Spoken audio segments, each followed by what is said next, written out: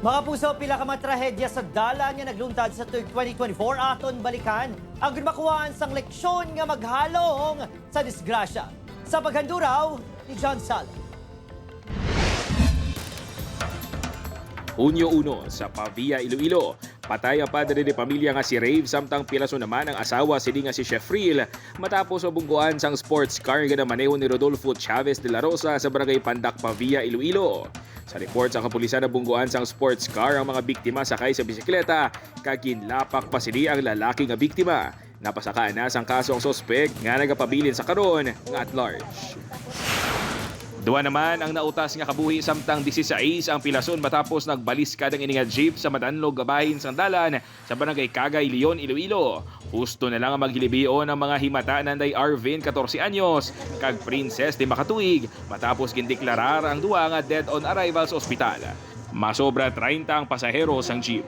Takladon kag kurbadahon ng dalan, rason nga nag-atras kag nagbaliskad. Napatsyan sang makinang jeep suno sa Leon MPS, rason nga nag-atras, nahulog sa banglid kag nagligid sang 2 ka beses. Patay man ang mag-asawang kinala kaday Leonardo kag Remy taga Molina matapos mabungguan sa isa ka pick-up ang ilang ginasakyan nga motorsiklo. Sa ini nga CCTV footage ginausoy sa mag-asawang dalan sa bahin sa barangay Buyuan, Tigbawan, Iloilo. Sang hinali ilang nag-agaw sang linya ang nagasumalang nga pick-up kag nagbunggo sa ila. Makitaan pa sa video ang pagtabog ni Remy. Gintawag killer highway ang mga lugar bangod madamo na disgrasya diri tugas ang madanlog nga dalan.